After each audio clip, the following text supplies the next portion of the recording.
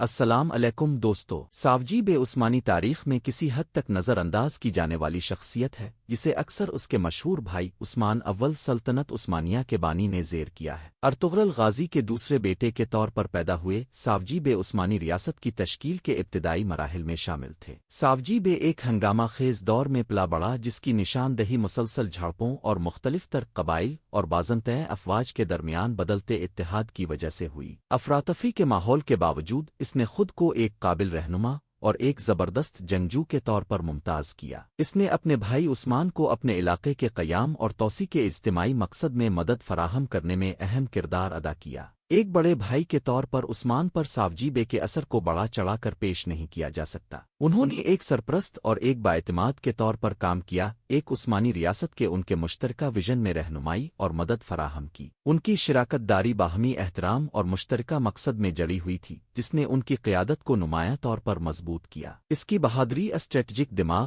اور اپنے خاندان اور لوگوں کے ساتھ غیر متزلزل وابستگی اسے یاد رکھنے کے قابل ہیرو بناتی ہے۔ سافجی بے کا تعلق ایک ممتاز نسب سے ہے جس کی جڑیں سلطنت عثمانیہ کی ابتدائی تاریخ میں گہری ہے۔ وہ اوغز ترکوں کے کائی قبیلے کے رہنما ارطغرل غازی کا دوسرا بیٹا تھا۔ ارطغرل کی قیادت اور وژن نے سلطنت عثمانیہ کے بننے کی بنیاد ڈالنے میں اہم کردار ادا کیا۔ سافجی بے کی والدہ حلیمہ خاتون قبیلے کے اندر اپنی حکمت اور اثر و رسوخ کے لیے بھی قابل احترام تھیں۔ اس ماحول میں پرورش پاتے ہوئے سافجی بے کو قیادت، بہادری اور اپنے لوگوں کے لیے لگن کی قدریں ملی تھیں۔ سافجی بے کے خاندان نے ابتدائی عثمانی ریاست کی تشکیل میں اہم کردار ادا کیا۔ اس کے بڑے بھائی گندوز بے اور چھوٹے بھائی عثمان اول نے اپنے علاقے کو وسعت دینے اور مضبوط کرنے کی اجتماعی کوششوں میں اس کے ساتھ کام کیا۔ ان بھائیوں کے مضبوط خاندانی بندھن اور مشترکہ نقطہ نظر ان کی کامیابی کا مرکز تھے۔ ان کو درپیش چیلنجوں کے باوجود ان کے اتحاد اور اپنے مقصد کے لیے غیر متزلزل وابستگی نے انہیں مخالفین پر قابو پانے اور صدیوں پر محیط سلطنت کی بنیاد رکھنے میں مدد کی۔ سافجی بے نے سلطنت عثمانیہ کے نازک ابتدائی دنوں میں اپنے بھائی عثمان اول کی حمایت میں اہم کردار ادا کیا۔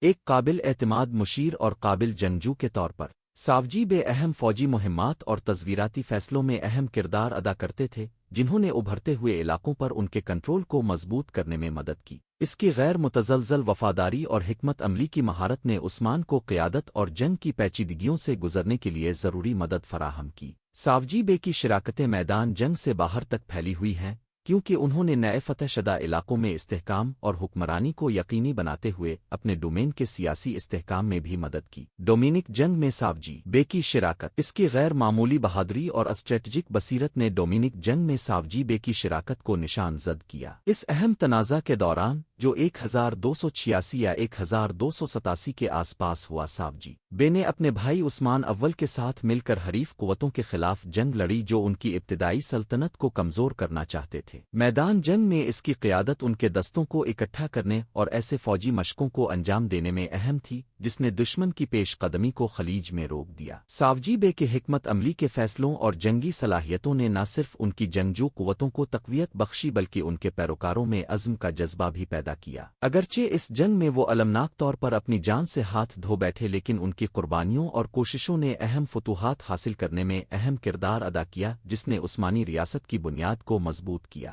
سافجی بے کو یاد کرتے ہوئے ہمیں یاد دلایا جاتا ہے کہ تاریخ اکثر ان لوگوں کے ذریعے تشکیل پاتی ہے جن کی کہانیاں کم سنائی جاتی ہیں۔ اگرچہ ان کے بھائی عثمان اول کے تاریخی ریکارڈوں میں ان کے کردار کو نمایاں طور پر نمایاں کیا گیا ہے، سافجی بے کا کردار سلطنت عثمانیہ کے ابتدائی سالوں میں بھی اتنا ہی اہم تھا۔